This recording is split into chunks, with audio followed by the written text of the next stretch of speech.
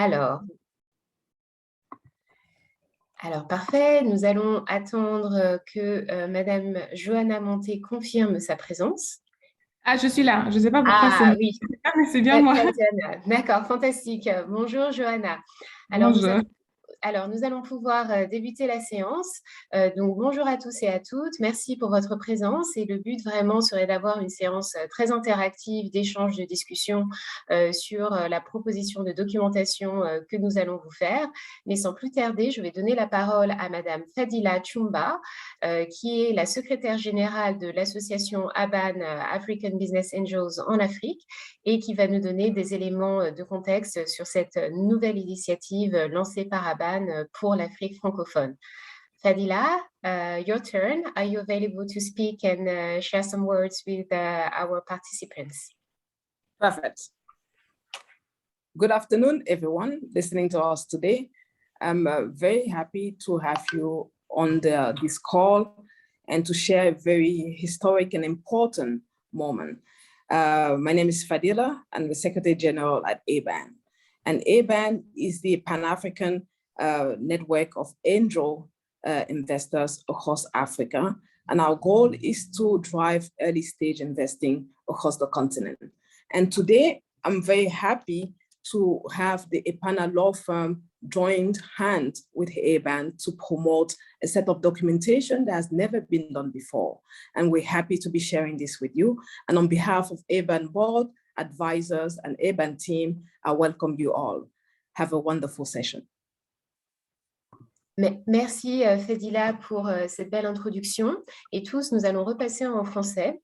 Alors, le but d'ABAN et du mandat que nous sommes donnés cette année est vraiment d'essayer d'augmenter le niveau d'investissement des clubs d'investissement en particulier en Afrique francophone. Comme vous le savez, l'Afrique francophone, qui sera découpée de notre point de vue en Afrique du Nord, Afrique de l'Ouest et Afrique centrale, est un petit peu en retard en termes d'investissement par rapport à d'autres régions comme l'Afrique anglophone ou même l'Afrique, en particulier lorsqu'il s'agit du niveau pre-seed et seed. Donc, la mise en œuvre de cette documentation gratuite disponible au public sur notre site rentre dans le cadre de cette politique générale où nous aimerions outiller les angel investors d'Afrique francophone ainsi que les clubs d'investissement, des outils juridiques dans un premier temps, mais également financiers, humains, etc., pour pouvoir vous inciter, vous faciliter l'investissement dans les startups. Donc, dans ce cadre-là, on est tout à fait prêt à prendre vos recommandations, vos questions, vos commentaires, que ce soit sur la documentation juridique que nous allons partager maintenant ou sur d'autres thématiques ou d'autres besoins que vos clubs pourraient avoir ou que vous pourriez avoir en tant que angel investors pour que dans les mois qui viennent, nous continuons à dérouler ce programme qui doit promouvoir l'investissement start-up en Afrique francophone.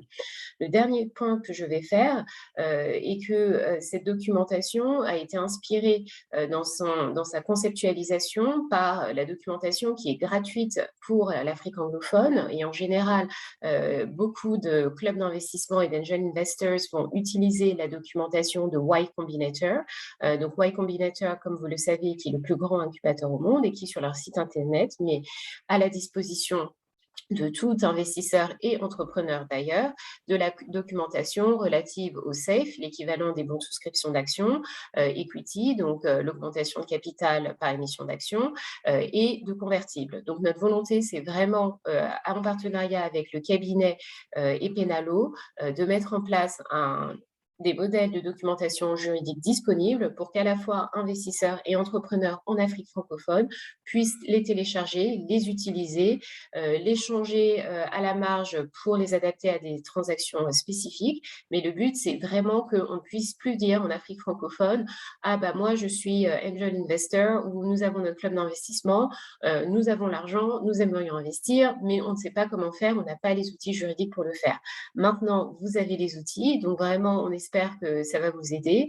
Et sans plus tarder, après cette introduction un petit peu longue, je vais donner la parole à Madame Johanna Monté, qui est fondatrice et associée au cabinet Epenalo, qui est la source de ce projet et qui a été sélectionné parmi de nombreux cabinets que nous avons passés en revue pour son professionnalisme, son dynamisme, son expérience dans le monde des startups et par son perfectionnisme. Donc, bienvenue dans l'équipe, Madame Johanna Monté, et sans plus tarder, je vous redonne la parole.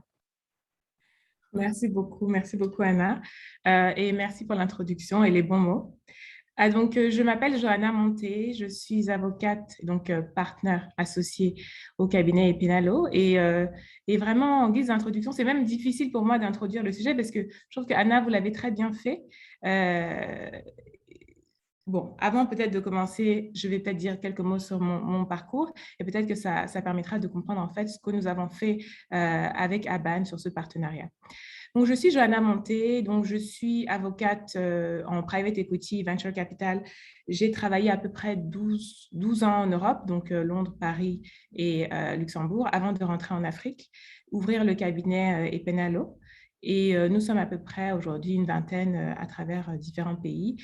Je passe le plus clair de mon temps vraiment entre l'Afrique anglophone et francophone. Et donc, je pense que c'est important de le mentionner parce que, comme disait Anna, nous, en tout cas, on travaille beaucoup dans le secteur, le domaine de l'investissement. Et donc, on est amené vraiment à voir les contrastes, les différences en termes d'approche d'investissement, de facilité d'accès aux outils d'investissement. Et donc c'est pour ça que le sujet nous tenait vraiment à cœur. Et puisque nous faisons beaucoup de documentation d'investissement dans le cadre de nos projets à travers l'Afrique anglophone comme francophone, on a tenu finalement à mettre un peu notre pierre à l'édifice, puisqu'avant tout, en tout cas moi pour ma part, je suis francophone, même si c'est vrai que je passe quand même beaucoup de temps en Afrique anglophone, surtout au Nigeria où nous avons un bureau, et donc le Cameroun évidemment, mais pour la partie francophone.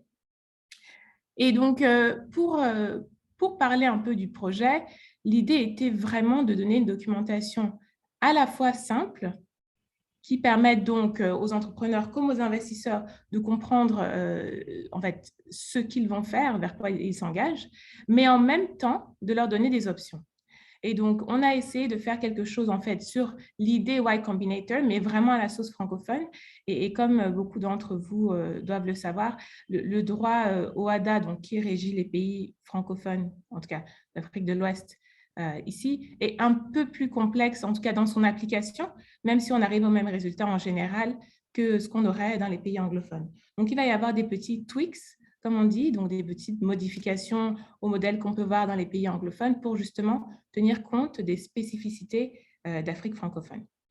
Et donc, l'idée vraiment de ce webinaire aujourd'hui, c'est de présenter de manière avec très peu de verbiage juridique. En tout cas, en ce qui me concerne, le but n'est pas de faire un exercice de démonstration juridique, mais c'est plutôt vraiment de permettre aux gens de comprendre de manière la plus simple possible ce qu'on a essayé de faire, de poser des questions. Et évidemment, même après le séminaire, là, on sera complètement disponible. Je tiens quand même à dire que j'ai été beaucoup aidée par mon équipe localement, notamment au Cameroun. Donc elles sont toujours à votre disposition également. Je tiens notamment à citer Tatiana, qui est aussi sur ce call, qui a beaucoup fait sur la documentation. Donc voilà. Après, donc, en termes d'approche, comme je disais, je tiens vraiment à ce que ce soit, et je pense que c'est ce qu'on avait dit avec Aban, quelque chose de simple et de disponible à tous, d'accessible aisément à tous. On a 3 types de documents aujourd'hui. On a, comme disait Anna, la documentation d'investissement direct en equity, qui est peut-être le modèle d'investissement le plus traditionnel en Afrique francophone, mais pas toujours le plus évident. Parce qu'évidemment, qui dit equity, donc ça veut dire participation directement à l'actionnariat de la société, dit passage devant le notaire en général, donc ça a un certain coût, et puis ça demande aussi de manière plus concrète d'établir une valorisation. Donc pour cette raison-là, on va parler de ces 2 raisons principales. L'investissement en equity n'est pas forcément le plus pratique, et c'est d'ailleurs la raison pour laquelle Y Combinator, dont parlait Anna, a développé ce qu'on appelle la SAFE, donc le BSAR en français. Donc, la SAFE est traditionnellement un véhicule, une documentation très classique pour les pays d'Afrique anglophone, mais en Afrique francophone, ça a pris un peu de temps à arriver parce que ça demande des mécanismes qui, malgré tout, ne sont toujours pas aussi simples que ceux qu'on peut avoir en Afrique anglophone. Donc, et donc, c'est toujours important quand on compare de tenir compte des spécificités qui sont dues au droit local. Et donc, on a quand même quelque chose qu'on a fait et qui est donc assez proche dans le sens où, justement, on se départit de l'idée du notaire et de la valorisation, qui sont donc les deux freins majeurs à l'investissement rapide qu'un angel investor a besoin de faire. Donc, on a quand même mis ça en place, mais encore une fois, en tenant compte de l'environnement qui est le nôtre. Et finalement, on a donc la documentation de l'obligation convertible. Donc, encore une fois, quelque chose d'assez classique, même si pas toujours utilisé, peut-être parce que pas très bien compris. Et donc, c'est quelque chose d'intermédiaire, donc une obligation convertible en action lorsqu'il y a donc, lorsque certains événements se produisent. Donc, voilà les 3 types de documents qu'on a mis en place. Et donc, après, de ce côté-là, encore une fois, on peut vraiment élaborer sur ces documents-là et peut-être entrer dans le détail de certains éléments qui sont peut-être à mettre en relief, mais à tout le moins, ce sont les 3 types de documents qu'on a mis en place.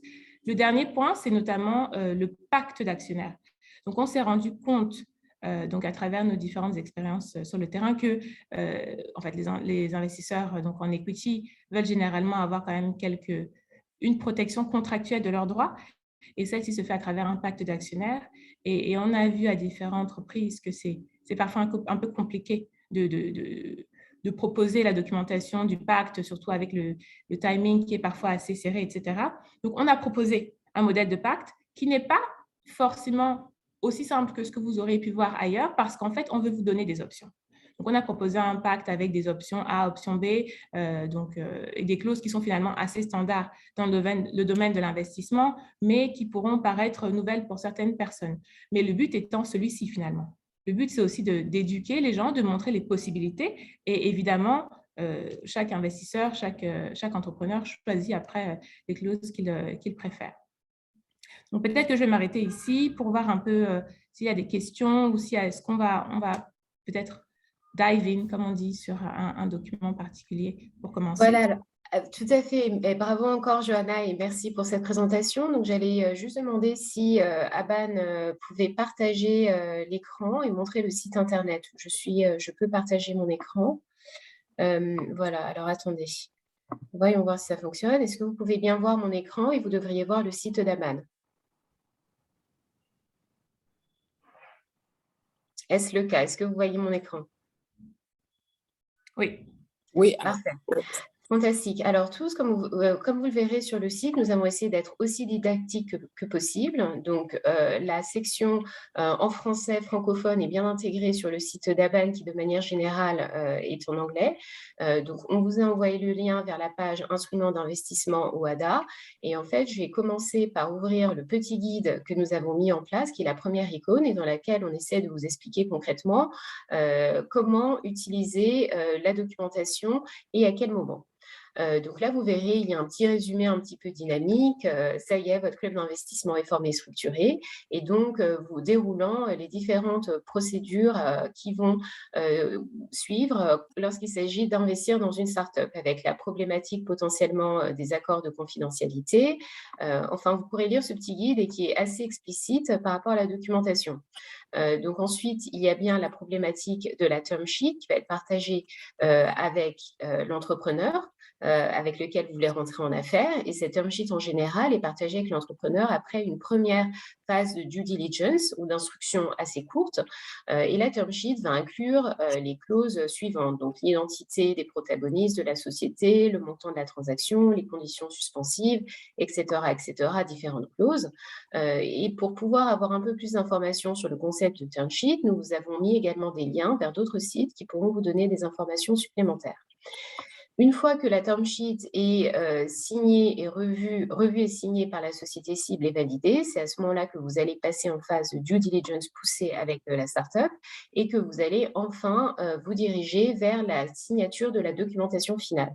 Il faut savoir qu'ici, nous faisons référence au site VC for Africa, qui est l'un des sites partenaires d'Aban, sur lequel vous allez trouver de nombreuses vidéos de formation sur tous les aspects du financement startup. Et c'est un site site d'information gratuit, encore une fois, et qui est pertinent que vous soyez angel investor ou que vous soyez entrepreneur. Donc, c'est aussi un site que je voulais mettre en avant ici, avec des traductions en français qui vont vous aider au niveau de notamment la due diligence et de la structuration de vos transactions. Et donc, c'est lorsque vous signez votre documentation finale, après avoir choisi quel type de structuration notamment vous voulez utiliser, que les documentations relatives à l'augmentation de capital, aux obligations convertibles et aux bons de souscription d'actions vont devenir pertinentes. Alors, en termes de structuration, on a juste essayé de vous donner quelques guidelines, quelques directives par rapport aux normes qu'on retrouve sur le marché, et notamment pour les clubs d'investissement ayant des stratégies d'investissement de type pre-seed et seed. Donc, on vous a donné quelques éléments de comparaison par rapport aux structurations qui sont systématiquement mises en place par certains clubs ou certains incubateurs. Donc, vous voyez par exemple Baobab Network, qui est un incubateur assez connu en Afrique. Il y a toujours un investissement de 25 000 $ pour un montant en equity qui va varier, mais ils vont bien investir en equity. Donc, dans ce cadre-là, c'est bien un incubateur qui utiliserait un format juridique, enfin un format de documentation juridique de type augmentation de capital. Donc là, pareil, nous vous avons cité d'autres exemples, mais sachant que très souvent, au niveau du pre-seed notamment, ce sont les options de safe et de convertible qui peuvent être favorisées. Donc voilà, ça c'était vraiment le petit guide qui est disponible sur le site que je voulais mettre un petit peu en avant. Et je pense que maintenant, je vais redonner la parole à Johanna pour qu'elle passe peut-être en revue rapidement, peut-être en, je ne sais pas, 10-15 minutes, certains documents, nous expliquer par exemple les 2 ou 3 documents qui vont ensemble par rapport à l'augmentation de capital, les documents relatifs aux obligations convertibles et ceux relatifs aux bons de souscription d'actions. Donc les bons de souscription d'actions sont bien l'équivalent des SAFE en anglais. Voilà, Johanna, je vous redonne la parole et n'hésitez pas à me dire si vous souhaitez que je clique sur une icône en particulier ou si au contraire vous souhaitez partager votre écran. On peut commencer. Bon, ok, très bien. Alors, on va commencer par, puisqu'on a le bulletin de souscription d'actions, je pense qu'on peut commencer donc par donc le straight equity, donc l'investissement en actions directes. Donc, on a un bulletin de souscription qui est assez standard, hein, qui a été fait justement aux normes OHADA. C'est quelque chose d'assez court. On peut l'ouvrir, Anna.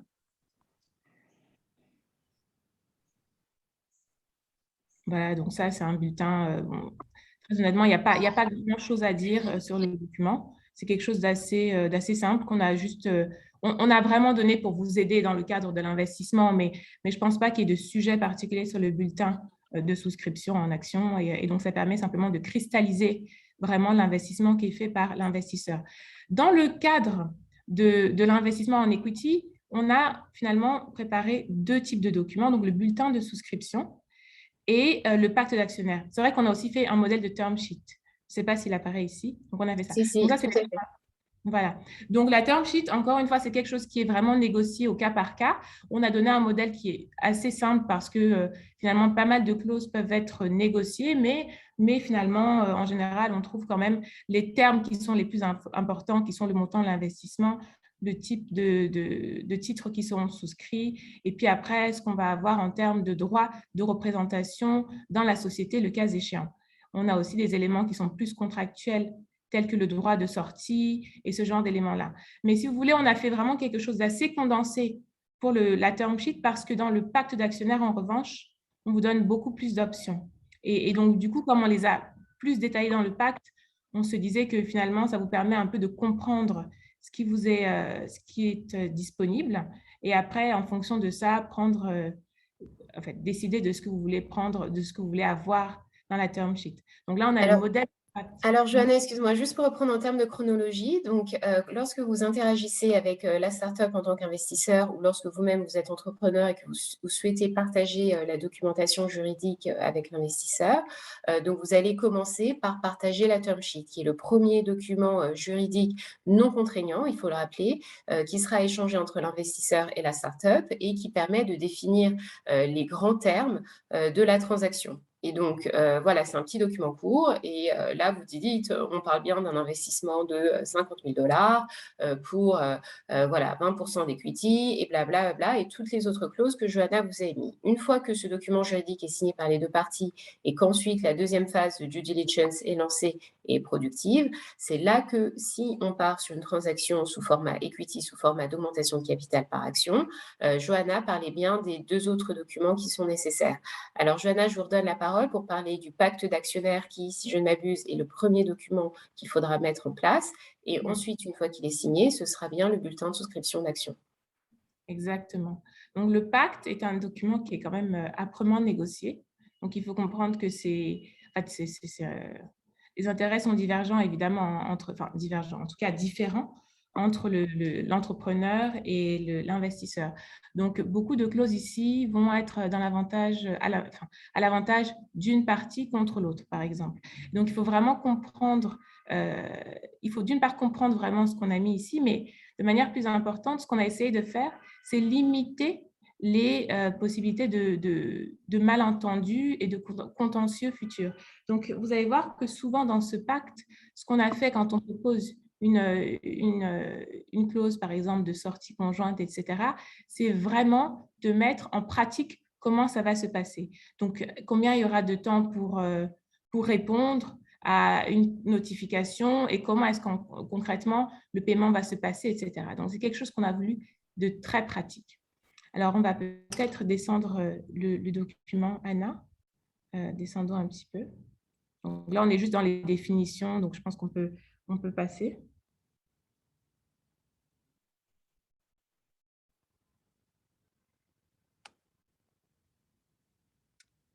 Anna?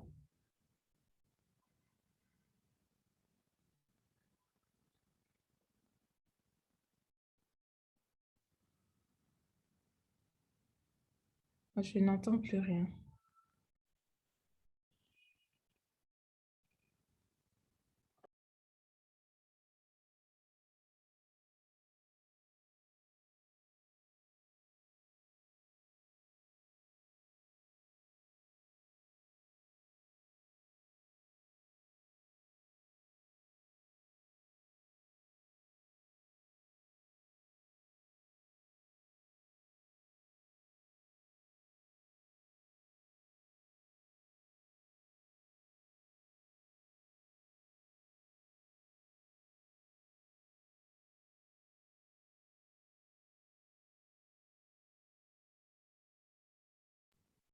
Anna, vous m'entendez?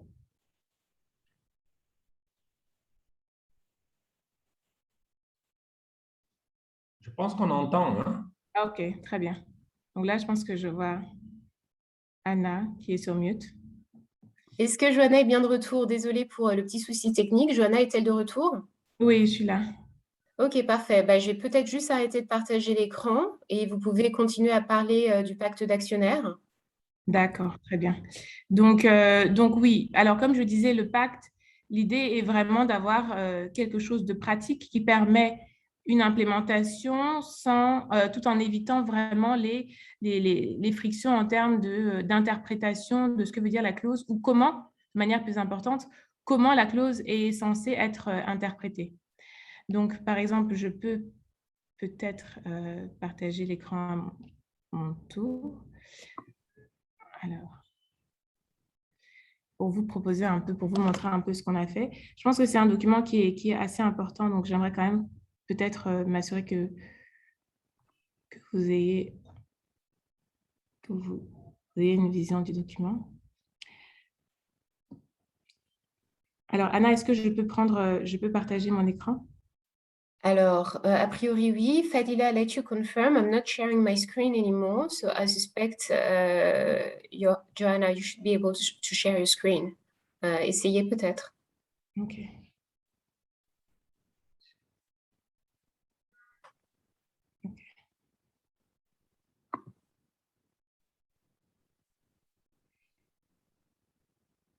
Et donc, en attendant, effectivement, parmi les participants, n'hésitez pas à poser des questions. Ah, bah, parfait. Allez-y, Johanna, on voit bien votre écran. Allez-y.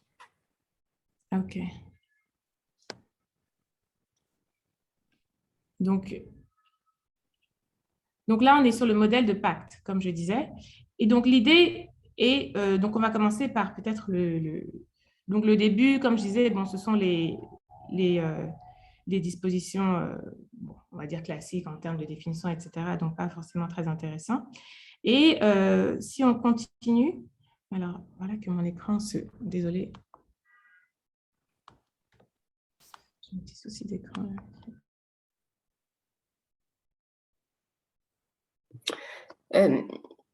Sinon, au pire, Johanna, je me demande si bon, c'est moins idéal, mais peut-être pas nécessairement partager l'écran, mais chacun peut se rendre lui-même dans les documents et de votre côté, vous pouvez juste résumer verbalement les points que vous vouliez aborder, parce qu'il semble que le partage d'écran entraîne des problématiques techniques.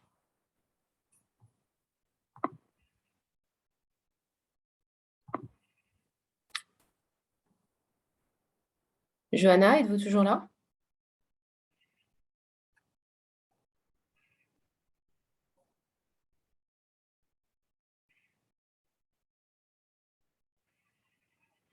Alors, attendez, je pense que nous allons arrêter le partage d'écran. Est-ce que vous m'entendez encore, j'imagine? Ouais, ouais. OK. D'accord. Donc, we're not going to share the screen anymore. So I think Johanna will just explain verbally some of the things, and she will directly start answering the legal questions that are in the box. We'll just wait for Johanna to come back. Sorry for the technical issues. We are working through them.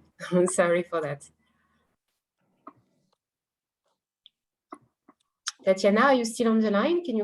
Pouvez-vous vérifier si Johanna a réussi à se reconnecter? Oui, Anna, Johanna se reconnecte. C'est juste des techniques. Voilà, donc ne partageons plus les écrans.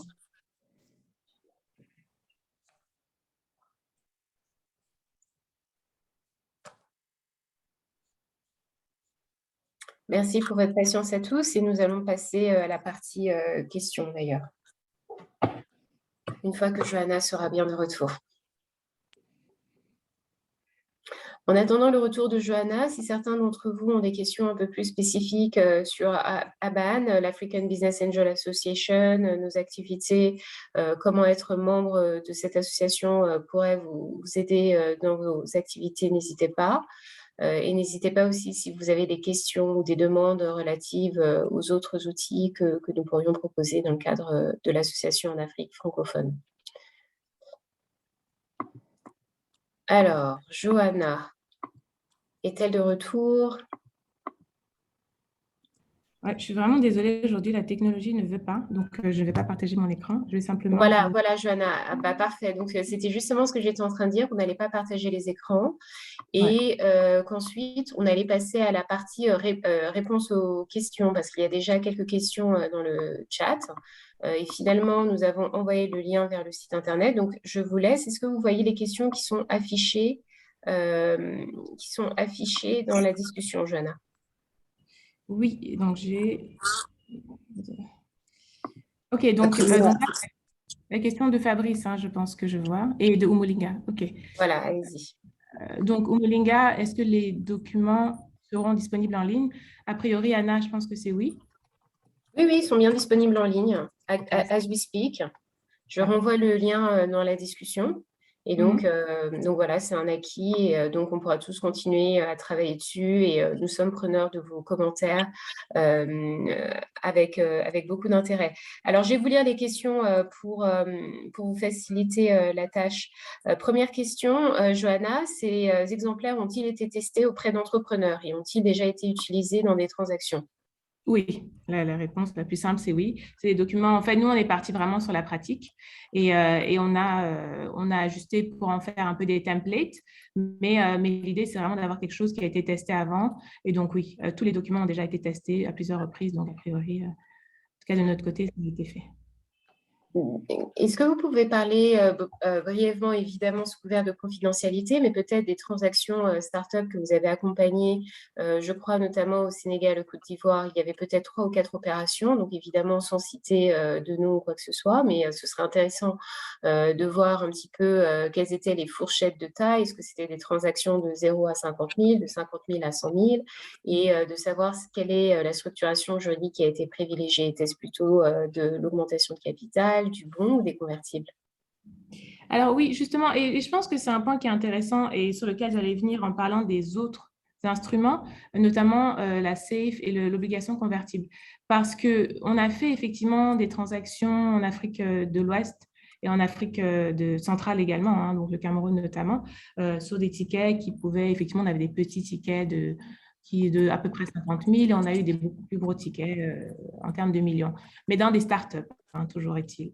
Et vraiment, ce qui est important, et je tiens à vraiment le souligner, ce qui est important de comprendre, c'est ce qui est possible de faire ou qui n'est pas possible de faire. Parce que ce qu'on voulait à chaque fois, c'était aller assez vite, parce qu'évidemment, l'entrepreneur a un besoin d'argent immédiat, et du coup, l'angel, vu les montants en jeu en général, veut bien investir assez rapidement. Mais en fait, et on s'est rendu compte souvent que les parties n'étaient pas conscientes des limites qui s'imposaient à elles en matière d'investissement, d'instruments d'investissement. Ce que je veux dire par là, c'est que, par exemple, quand on doit faire le choix entre, par exemple, la SAFE, l'obligation convertible ou l'equity, il y a des véhicules, enfin, il y aura des instruments qui ne seront pas disponibles en fonction de l'état, de la jeunesse de la société. Et ça, par exemple, c'est quelque chose que les gens n'avaient pas toujours en tête. Il faut savoir que quand une société a moins de 2 ans, par exemple, il y a des instruments qui ne seront pas disponibles. Voilà. Donc, par exemple, l'obligation convertible n'est pas disponible quand la structure a moins de 2 ans. Et d'ailleurs, l'obligation convertible et la SAFE ne sont disponibles que dans les véhicules de type SA et SAS. Donc, c'est dire que… Donc, ne sont pas disponibles pour une SARL. Exactement, c'est ça. Donc, pas disponible. Ouais. BSA est convertible uniquement si la structure de votre société est SA ou SAS. Et ça, ce sont des éléments importants à garder en tête, en particulier en tant qu'entrepreneur, lorsque vous mettez en place votre société. Exactement. Parce qu'en fait, on réalise qu'aujourd'hui encore, parce que l'acte uniforme OHADA a été réformé assez récemment, beaucoup de gens sont habitués à faire des SARL. Il faut savoir que la SARL est simple à constituer et pas très chère en termes de capital minimum. Mais en revanche, ce qui se passe, c'est qu'il y a des instruments qui ne sont pas disponibles, notamment les instruments donc, nouveaux tels que la SAFE ne sont pas disponibles. Et donc ça, c'est quelque chose qu'on a souvent eu à discuter. Et c'est vrai que le juriste arrive un peu sur le tard sur la transaction. Ça veut dire qu'il arrive une fois que les angels ont déjà décidé avec l'entrepreneur quelle va être la forme de l'investissement. Et donc, on est souvent les apporteurs de mauvaises nouvelles. Donc, c'est pour ça que je tenais quand même à dire que c'est important de savoir ce qui est ou n'est pas disponible en fonction de la forme de la société. Bah, fantastique. Et d'ailleurs, là, une petite idée me vient, dans les mois qui viennent, pour les clubs membres d'ABAN, nous pourrons proposer un atelier module une fois par mois, questions juridiques avec Epenalo, où vous, en tant qu'investisseur, vous pourrez venir avec des cas concrets de questions que vous avez par rapport à certaines transactions et on pourrait essayer d'y répondre. Et ça, ce serait effectivement une activité qui serait disponible uniquement pour les membres d'ABAN.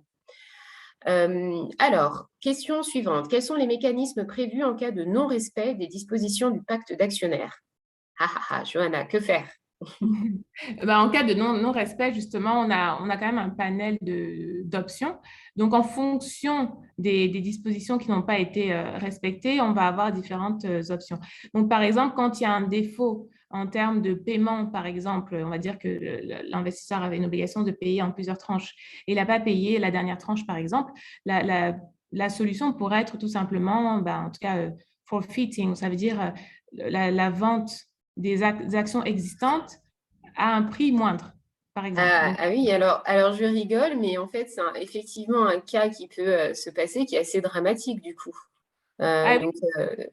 Est-ce que vous l'avez déjà vu en Afrique francophone, ce type de cas, pour les investissements en plusieurs tranches? Oui, bien sûr, beaucoup en réalité. Parce que dans le domaine des investissements dans les startups, ce qui se passe, c'est que en général, l'investisseur est prêt à décaisser assez rapidement, mais il veut quand même s'assurer qu'il ne va pas mettre tous ses œufs trop rapidement dans le panier. Donc, en fait, il va dire, bon, je donne une première tranche de 40% de ce que je peux te donner maintenant, et dans 18 mois ou dans 12 mois, je te donnerai le reste. Voilà. Donc, avec des conditions qui peuvent être plus ou moins drastiques. Et donc, en fait, c'est dans ces conditions-là qu'on va avoir une vraie discussion qui est de savoir, bon, j'ai rempli toutes les conditions. Est-ce que, du coup, l'investisseur a mis l'argent supplémentaire ou est-ce qu'il ne l'a pas mis? Et s'il ne l'a pas mis alors que j'ai rempli les conditions, quelles sont les conséquences? Donc ça, c'est des choses qu'on peut avoir. Ou alors, ça peut être, par exemple, lorsqu'il y a des limitations en termes de transfert de parts, disons qu'on a un investissement en equity directement, s'il y a des limites et que l'investisseur a transféré sans tenir compte des obligations de préemption, etc., dans ce cas-là, on pourra tout simplement ne pas reconnaître le transfert qui a eu lieu. Donc vous voyez qu'en fonction du breach qui a eu lieu, on a des solutions plus ou moins différentes. Et évidemment, de manière plus générale, on a toujours le fait de pouvoir aller devant le juge ou l'arbitre, le cas échéant. Alors là, vous préemptez la réponse de la question suivante, qui est en rapport avec quelle est la juridiction compétente qui pourrait forcer une partie à exécuter son obligation. Est-ce que là, en fonction... Donc là, on ne parle que des pays soumis au droit OHADA, qui inclut, si je ne m'abuse d'ailleurs, Johanna, plutôt les pays Afrique de l'Ouest, CEMAC, RDC.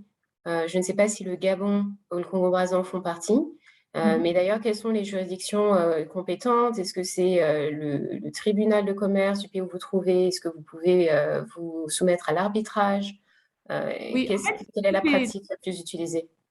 alors, tout est disponible, hein. Et effectivement, le tribunal de commerce, c'est la juridiction par défaut. Et il y a évidemment l'arbitrage.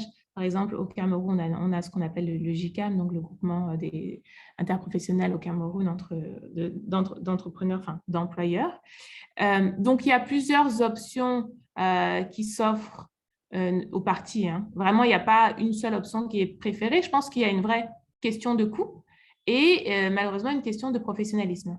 Donc, évidemment, la question de l'entrepreneur, surtout s'il est étranger, c'est de savoir, OK, si j'accepte la juridiction locale, sachant que moi, je ne suis pas sur le terrain, est-ce que je peux avoir vraiment confiance dans les juridictions locales de rendre le droit tel qu'il devrait être? Ou alors, est-ce que j'ai un peu plus de crainte à avoir, auquel cas, je préfère justement aller à l'étranger, que ce soit à la CCJA ou alors même ne serait-ce que à Londres. Nous, on a pas mal de cas aujourd'hui où même dans les startups assez jeunes, la juridiction compétente, ça va être le Delaware ou l'Angleterre, parce que justement, c'est pour les investisseurs une garantie de rapidité et d'objectivité. On va dire ça comme ça. Mais ça dit, il n'y a pas de limite. Alors là, Johanna embraye sur un des sujets que nous aimerions mettre en avant au cours de l'année, effectivement pour les futurs membres ou les membres actuels d'ABAN, ce qui est effectivement l'immatriculation de votre start-up. Et comme l'a mentionné Johanna, c'est vrai qu'en Afrique anglophone, on observe un mouvement de relocalisation des start-up de l'Afrique, du continent africain vers le Delaware ou Londres ou voilà, d'autres juridictions plus connues des investisseurs internationaux. Et c'est un phénomène similaire qu'on observe en Afrique francophone, avec de plus en plus de startups qui vont s'immatriculer à Paris ou sur d'autres continents. Et ça fera bien l'objet aussi d'une séance dans les mois qui viennent pour les membres actifs d'ABAN. Mais là, qui nous permet effectivement d'embrayer sur une question de M. Fabrice qui est un peu générale, mais qui est la suivante. Comment avez-vous tenu compte des différences, à supposer qu'il y en ait, entre les différents types de sociétés, SARL, SA ou SAS? Johanna, par rapport aux documents que vous avez établis aujourd'hui. Oui, bien sûr. Alors, on a quand même fait l'exercice de, justement, dans la documentation qui s'applique uniquement au SA et au SAS, on a bien mis ça comme condition. On a vraiment essayé de le répéter parce qu'on sait que les gens veulent aller vite, mais on a essayé de mettre vraiment pour dire ça s'applique uniquement à ce type de structure-là et elles doivent avoir 2 ans. Donc, même dans les conditions, on a essayé de l'ajouter. Donc, c'est pour essayer de rendre les choses un peu plus faciles, en tout cas, de forcer la lecture et donc la prise en compte de ça. Après, dans le pacte d'actionnaires, typiquement, effectivement, on a un pacte d'associés ou d'actionnaires en fonction de la structure et le nom des dirigeants change en fonction du type de structure. Et donc là, on a tenu compte également dans le pacte d'associés ou d'actionnaires, on a mis associé, actionnaire, on a mis gérant quand c'est une SARL ou alors président pour une SAS, etc. Et on l'a dit à chaque fois, SAS, président, etc. Donc, on a essayé de faire un truc assez didactique quand même où on vous précise tout ça. Donc, et effectivement, je le confirme, ce projet sur lequel nous travaillons depuis, je crois, juillet-août. Donc, effectivement, Johanna et son équipe ont passé du temps à s'assurer que chacun des exemplaires soit extrêmement clair en termes de voilà la consigne à appliquer si vous êtes une SA et comment les clauses s'agencent. Donc, comme elle le dit, c'est très didactique et normalement, vous devriez pouvoir les adapter, mais surtout, n'hésitez pas à revenir vers nous si vous avez des commentaires, des suggestions, des points qui sont pas clairs. Et nous, dans les mois qui viennent, en particulier pour les membres actifs d'ABAN, on fera le nécessaire pour mettre à jour les documents et s'assurer que nous puissions tous travailler sereinement dans la zone. Alors, autre question de Fabrice, peut-on se passer d'un juriste lorsque l'on a ces documents? Alors, je vais laisser... Voilà, j'allais dire, là, ça devient compliqué quand même pour Johanna, c'est un petit conflit. Alors, je laisse donner la réponse de juriste, mais moi, si je donne la réponse un petit peu investisseur en voyant ce qu'on fait en Afrique anglophone, je veux dire, dans la grande majorité des transactions, vous prenez les templates Y Combinator, straight, vous les signez, il n'y a pas d'adaptation et souvent pas d'utilisation d'avocat, je dirais. Par contre, c'est vrai qu'en Afrique francophone, en particulier pour les clubs dont la pratique est nouvelle, et moi, je pense, oui, je le ferai concrètement avec mon club probablement, mais ce serait de se dire, OK, pour la première transaction, on va faire de l'equity, on prend le template, on met tout en place, on finalise le truc, et puis on consulte un avocat pour une séance et voir s'il y a des gros points d'interrogation ou pas. Et on espère, et a priori, il ne devrait pas trop y en avoir. Mais je ne sais pas si Johanna voulait compléter. Oui, alors moi, en fait, je partage franchement votre avis, hein, qui est que, alors, on est au 21e siècle, on doit pouvoir faire des documents sans avoir toujours besoin de juristes. C'est vrai que dans la zone OHADA, c'est un peu compliqué parce que tout ce qui est equity, en tout cas, va requérir, en tout cas, c'est sûr, le support d'un notaire, donc pour l'investissement en equity direct. Mais tout ce qui est documents contractuels, personnellement, mais en fait, je suis juriste, donc peut-être c'est pour ça que ça me paraît un peu évident, mais je pense que là, l'idée, justement, c'est d'avoir des clauses qui étaient vraiment très détaillées pour que vous puissiez comprendre, voilà, ça veut dire ça, voilà comment je vais l'appliquer. Et du coup, sur cette base-là, vous devriez pouvoir signer les documents, choisissant les clauses que vous voulez garder, celles que vous voulez enlever, mais pouvoir signer et puis c'est tout. C'est ça le but. Après, bon, je sais que c'est pas toujours comme ça que ça se passe en réalité, mais vraiment, même si vous voulez quand même requérir l'avis d'un juriste ou le support d'un juriste pour la négociation, etc., sachez que c'est pas nécessaire. C'est la réponse la plus simple. Et merci Johanna pour votre transparence. Je pense que malheureusement en Afrique francophone, on est déjà un petit peu victime du système juridique parce que les coûts transactionnels sont plus élevés. Voilà, devoir passer chez un notaire, Afrique anglophone, non, vous signez votre contrat privé entre membres privés. Pourquoi est-ce que l'État devrait avoir validé votre transaction par un notaire? Malheureusement, en Afrique francophone, ce n'est pas le cas. Donc, il y a déjà un coût de transaction plus élevé de notre côté. Donc, effectivement, pouvoir utiliser ces documents, ça permet déjà de faire sauter un premier verrou et d'avancer. Donc, peut-être que idéalement, je ne sais pas, dans 80% de vos transactions, vous pouvez utiliser les documents directement et peut-être que, je ne sais pas, 10-20% de vos transactions, parce que ce sont des transactions dans des startups très spécifiques, des micro-niches avec des clauses très complètes, enfin très particulières, ou je ne sais pas, une problématique de brevet, de propriété intellectuelle.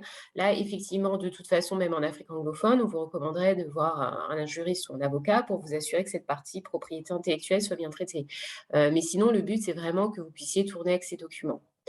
Alors là, et même sur ce point de la propriété intellectuelle, on a vraiment, parce qu'on est dans un domaine des startups, etc., et qu'on sait que la propriété intellectuelle, c'est finalement la valeur de la startup, on a quand même mis des clauses assez solides là-dessus.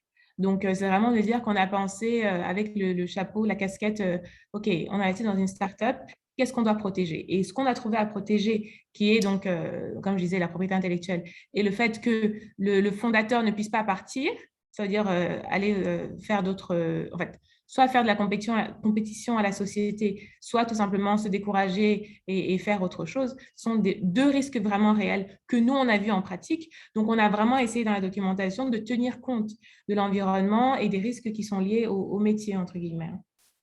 Parfait, très très clair. Alors, je passe à la question, c'est quoi un séquestre dans un pacte d'actionnaires ou un séquestre d'un pacte d'actionnaires? Est-ce que ça vous dit quelque chose? Ou monsieur Alexis, peut-être? Allez-y, Johanna. Donc, le séquestre, c'est le processus de la mise en tout cas, de déposer sous la supervision d'un tiers. Donc, en fait, en général, l'argent est mis en séquestre. Ça veut dire que là, je pense que j'ai besoin de savoir ce qui est mis en séquestre pour savoir ce à quoi vous faites référence. Mais en tout cas, le processus du séquestre est toujours celui-là. Ça veut dire que c'est la tierce détention temporaire d'un actif. Donc, c'est ça le séquestre. Parfait, merci. Je passe à la question, la toute dernière question. Que penser d'une start-up qui passe d'une SARL à une SAS en cours de Didi, apparemment pour faciliter la levée de fonds? SARL à SAS, ça c'est tout à fait classique. C'est tout à fait classique, justement pour les raisons qu'on a invoquées avant. Et les raisons qui sont qu'en fait, avec la SAS, on va pouvoir lever de l'argent, en tout cas sous forme de safe, donc plus rapidement, alors qu'avec la SARL, on ne pourrait pas. Donc, nous, en tout cas, on l'a déjà vu, on a déjà eu à le faire. La question, pour moi, est plutôt de savoir, est-ce qu'ils vont finaliser la conversion? Parce qu'il faut savoir quelque chose chez nous en Afrique francophone, c'est que les notaires prennent beaucoup de temps de manière générale pour que ce soit la conversion ou donc l'incorporation, etc. Donc, si vous voulez vraiment agir rapidement, est-ce que le notaire va pouvoir suivre et finaliser la conversion avant l'investissement? Parce que s'il ne l'a pas fait, là, on a un risque juridique qui est important. Donc, c'est plutôt ça pour moi le sujet. Et d'où l'intérêt d'être membre d'ABAN pour pouvoir avoir des petites consultations avec Johanna et dès la création de votre entreprise, de choisir l'option la plus favorable pour justement éviter ce type de problématique. Alors, si je comprends bien, il est plus facile à une catégorie d'entreprise plutôt qu'à une autre de lever des fonds. Si oui, pourquoi? Alors, de lever des fonds rapidement. Je pense que la question, c'est plutôt la rapidité.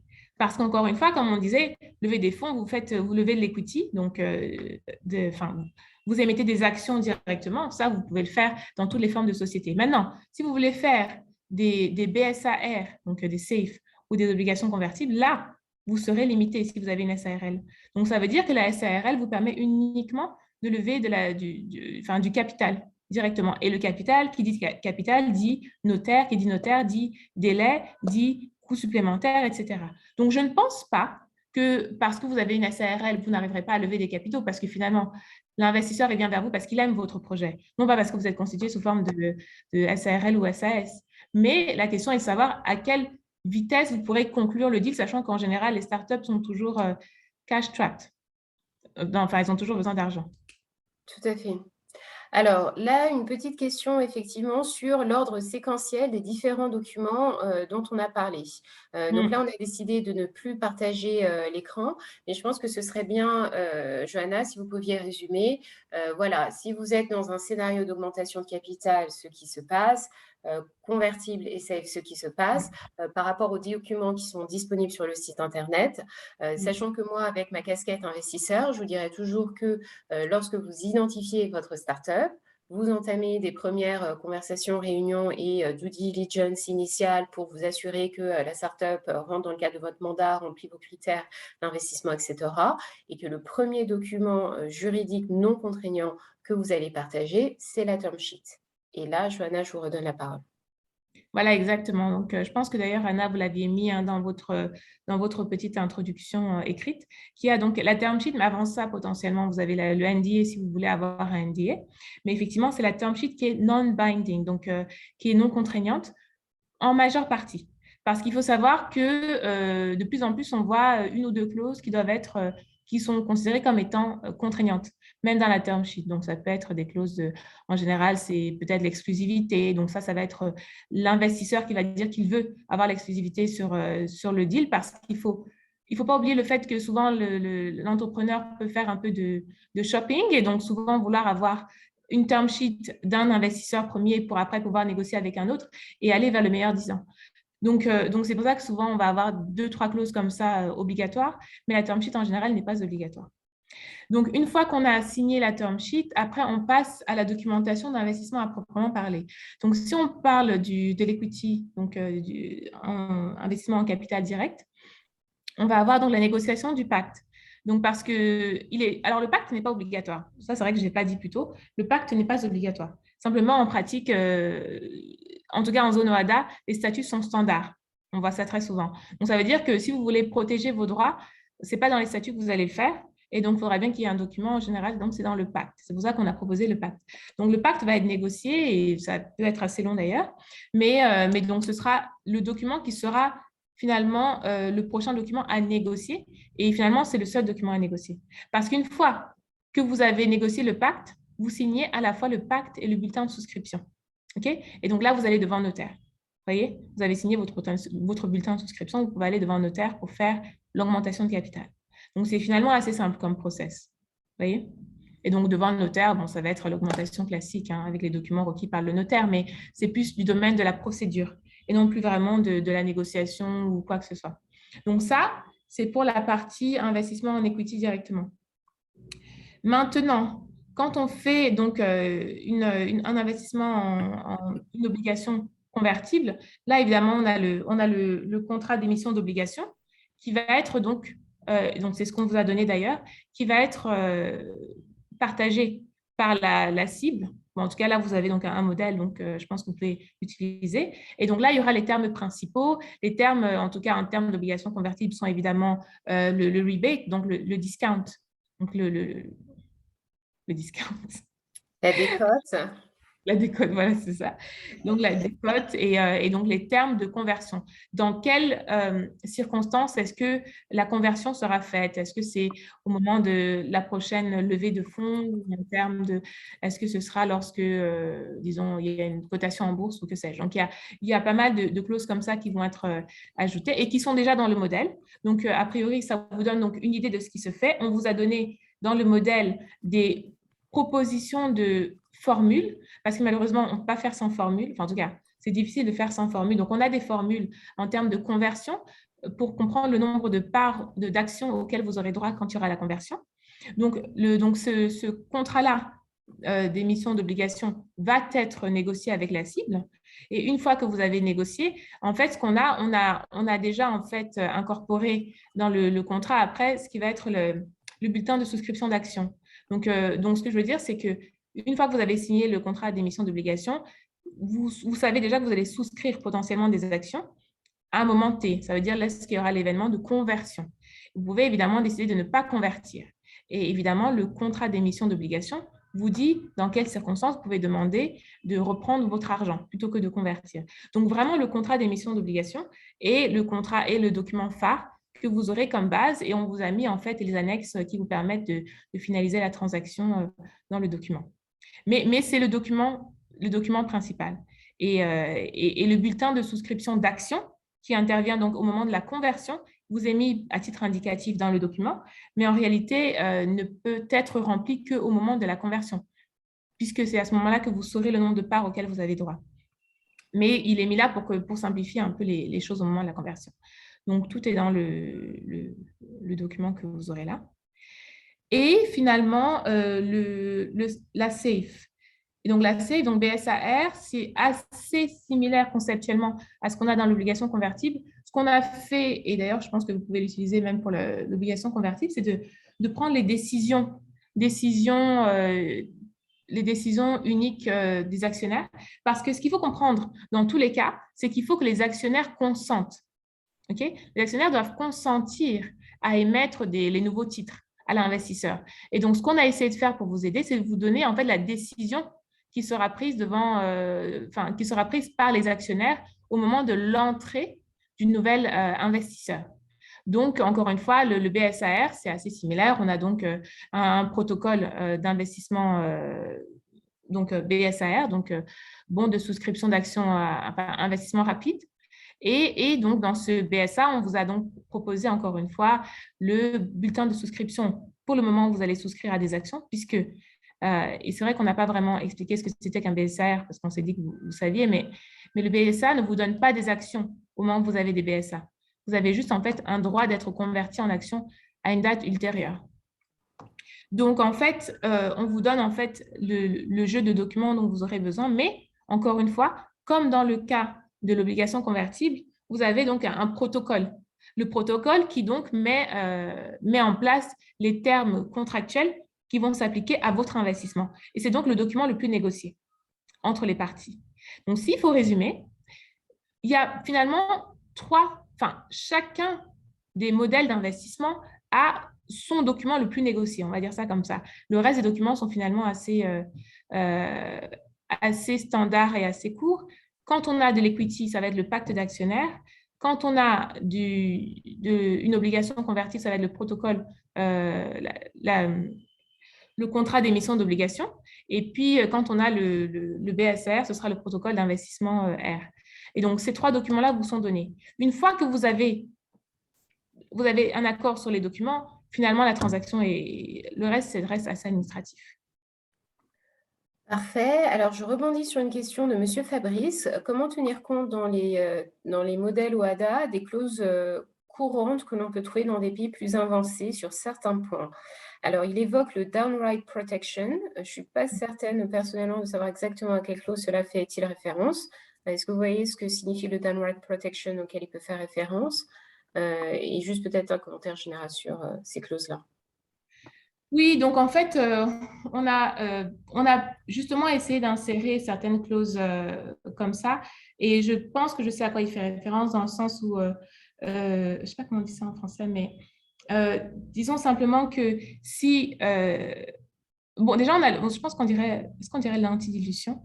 C'est dire que si, par exemple, la société fait une levée supplémentaire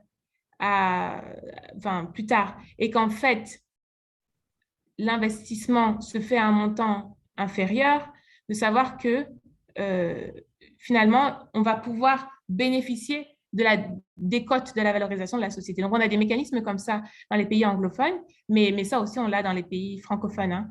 Donc ça, je pense que les mécanismes dont parle Fabrice, finalement, sont des mécanismes qui sont plus contractuels qu'autre chose. Donc, en fait, une fois qu'on s'accorde contractuellement sur ce qu'on veut faire, on peut le faire. Alors, je dis ça, mais je dois forcément tenir compte du fait qu'on passe devant notaire pour beaucoup de choses, surtout quand on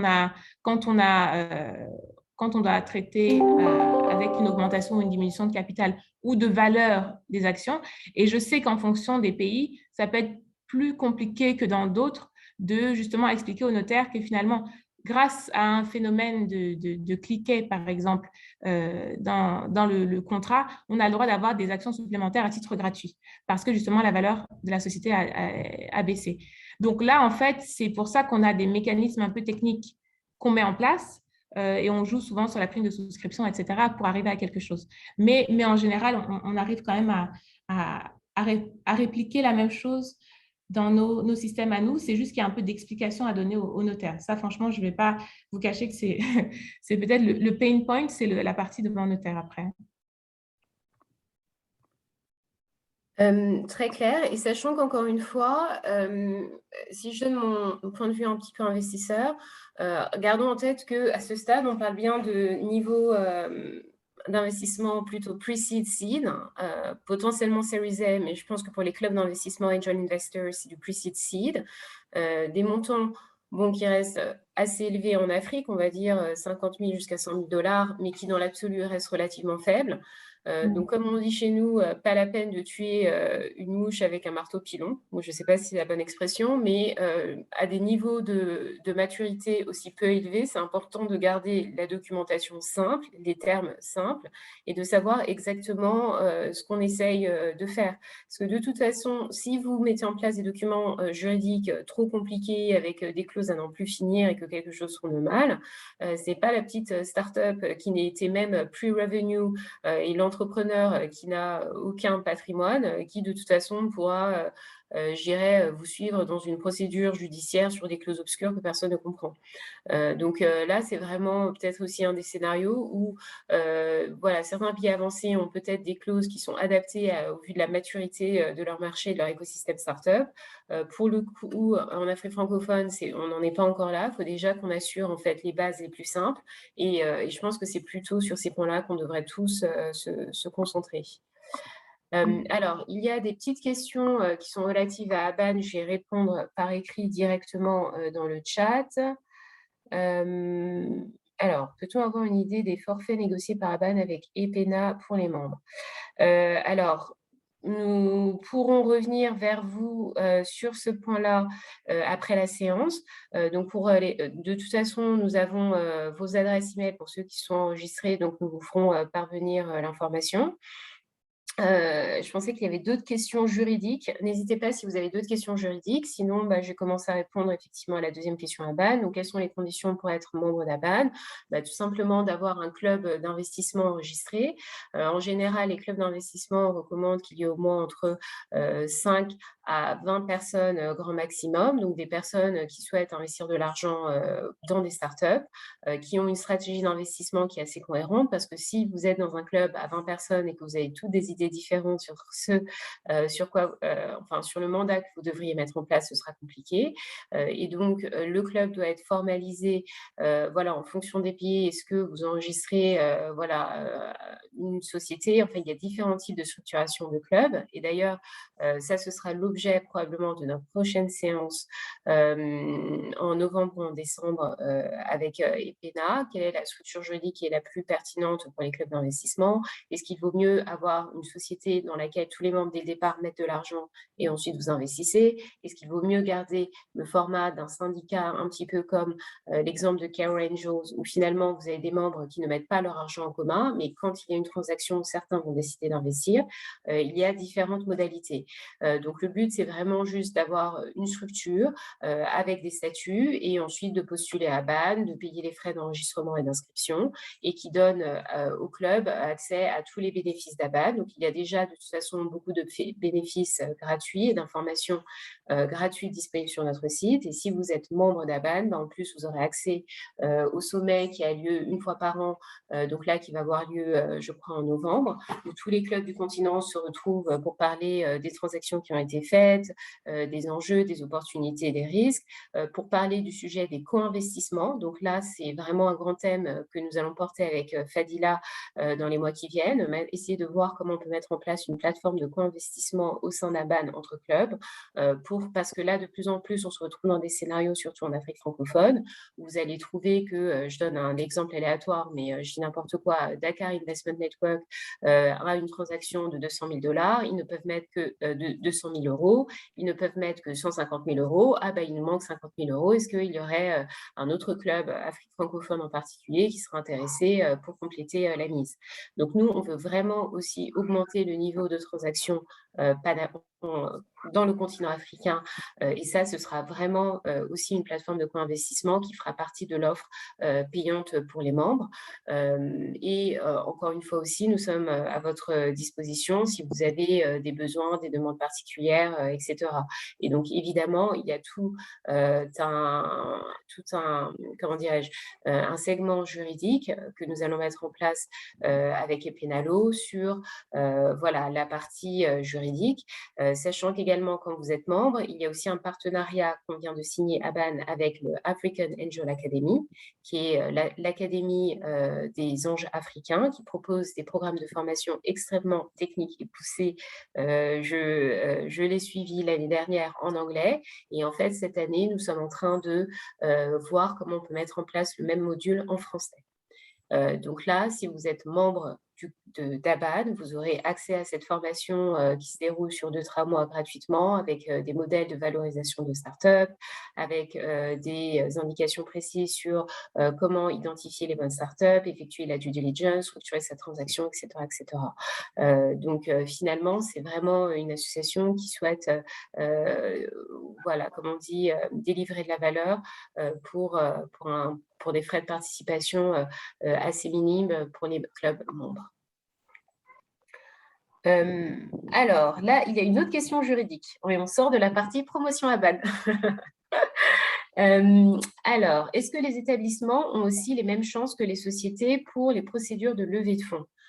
Donc, Johanna, je pense que c'est au concept juridique d'établissement que ce monsieur fait référence.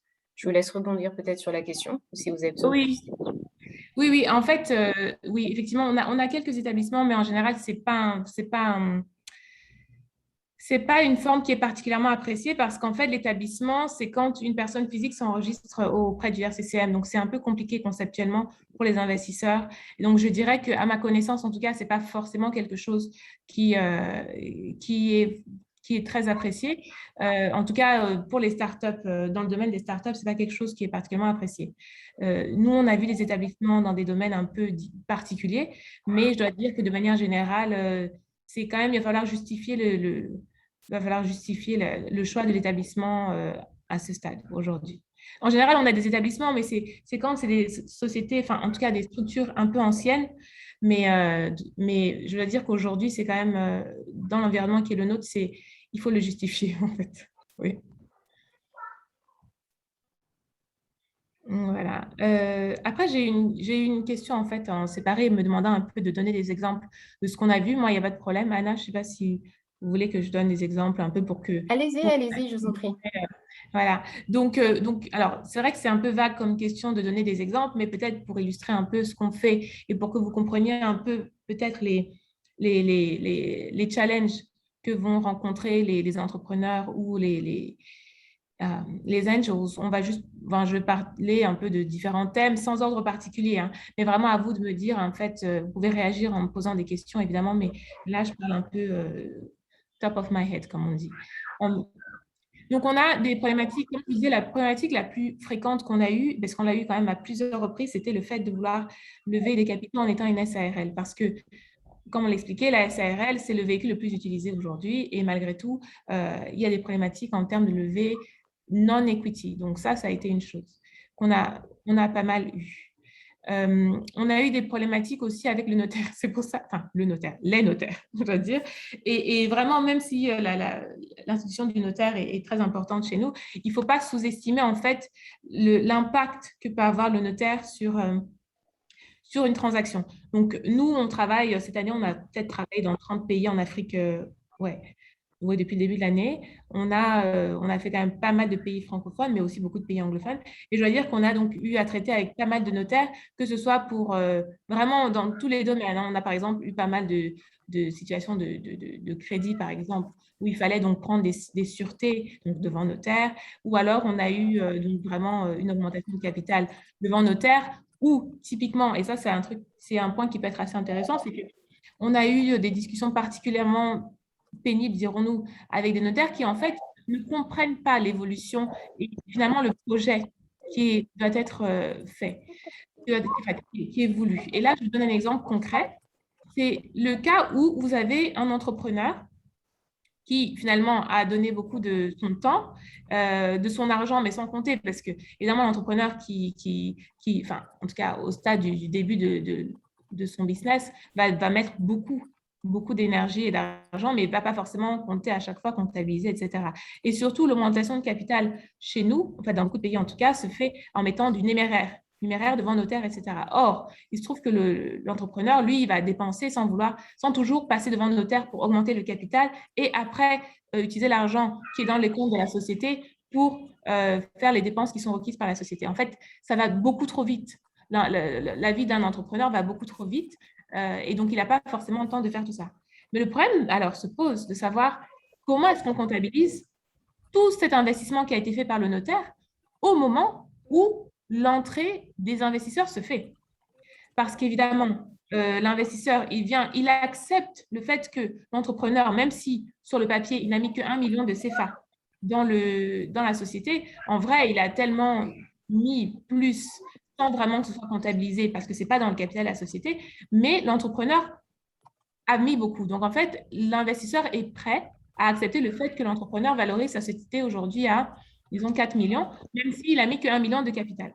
Vous voyez? Donc, quand je mets 4 millions, désolé, je mélange les monnaies ici, je dis que l'investisseur est prêt à accepter que la société va, disons, 1 milliard de CFA, alors que le capital de la société aujourd'hui n'est qu'à 1 million.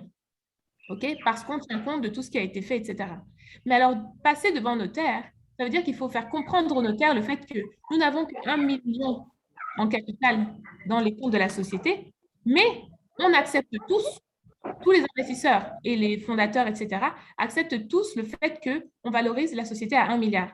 Et du coup, nous, même si on investit 500 millions dans la société aujourd'hui, on accepte le fait que nous représenterons que, on va dire, 50% ou même moins, en fait, on ne représenterait que 25% de la société qui, facialement, pour le notaire en tout cas, ne vaut que 1 million. Donc, le notaire ne va pas comprendre pourquoi est-ce que en tout cas dans les livres de la société, il voit 1 million qui a été investi et finalement, il ne va pas forcément dans une particulière. Mais d'un autre côté, on lui dit qu'un investisseur vient mettre 500 millions, mais de 500 millions, il n'obtient que 25% de la société. Et donc, en fait, il y a un mismatch qui est assez… il y a un vrai exercice d'explication au notaire. Et c'est pour ça même d'ailleurs que j'allais dire que pour repousser l'échéance, parfois, on fait ce genre de… l'obligation convertible, etc., permettent de limiter, d'avancer un peu plus vite, parce que ça, c'est vraiment un sujet qui est dur. Hein. Et comme je vous disais, on a fait quand même pas mal de pays cette année, en Afrique notamment francophone, et vraiment, chaque notaire vient avec son lot de questions et de challenges. Hein. Et c'est vraiment difficile de dire qu'on a une réponse pour tous les notaires, parce que chacun a sa manière d'interpréter sa fonction, etc.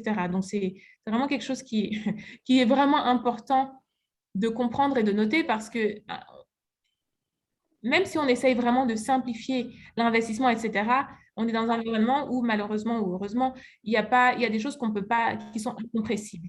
Et donc, l'institution de notaire va être nécessaire à un moment ou à un autre, et ça risque d'être un peu pénible. Après, il y a toutes les problématiques de transfert de capitaux qui, encore une fois, sont encore des problématiques qui nous tiennent éveillés très longtemps dans ce qu'on fait, parce qu'on fait beaucoup de cross-border investissements, en fait, entre pays, etc. Et évidemment, on a le CFA, en Afrique francophone de l'Ouest versus en Afrique centrale, mais finalement, même si c'est censé, sur le papier, être la même valeur, il y a quand même des complications certaines en matière de transfert de capitaux. Et puis, de manière plus générale, on va avoir dans des clubs d'investisseurs des situations où on a des investisseurs qui ont des comptes à l'étranger. Et évidemment, là, on a toute une problématique de rapatriement des capitaux, etc. Donc, c'est des problématiques qui sont finalement au-delà des documents qu'on a envoyés ici. Mais c'est pour vous dire qu'il y a quand même pas mal de sujets auxquels il faut tenir compte. Et je pense que la plupart d'entre vous vont les connaître, mais qu'on ne peut pas non plus ignorer. Donc là, j'ai donné 2-3 exemples comme ça. Je peux en donner d'autres, hein, mais c'est pour illustrer mon point. Pas très clair. Alors, Fabrice demandait si on pouvait essayer de lancer une campagne d'information pour les notaires. Aben ne peut pas tout faire, mais on note le point. C'est un point très pertinent. Donc effectivement, nous essaierons de voir dans les mois qui viennent si c'est effectivement un point qui peut être mentionné. Fadila, Temi, I hope you're making notes, et on fera le résumé un petit peu de toutes vos suggestions et de s'assurer que voilà, il y ait une mise en œuvre effective. Oui. C'est un beau chantier. Voilà, parfait. Alors, j'ai juste rappelé à tous les participants de se mettre en mode muet s'ils le peuvent, s'ils ne parlent pas. Je crois que quelqu'un a des enfants qui jouent dans l'arrière-plan. Donc, n'hésitez pas à vous mettre en mode muet.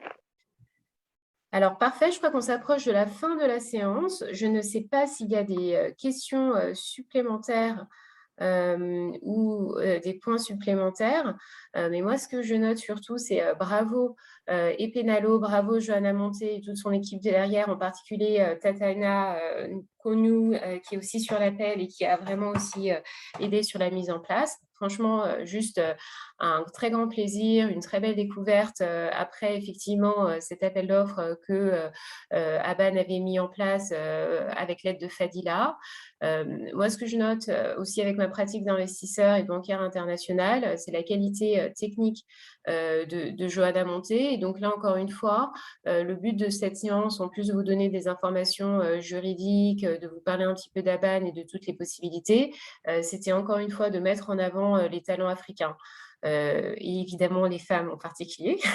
On n'en parle pas assez, voilà. Non, mais je pense que c'est une thématique importante. Dans beaucoup de transactions, on veut toujours faire appel au cabinet Paris-Londres, on ne fait rien en Afrique, c'est pas vrai, c'est pas le cas.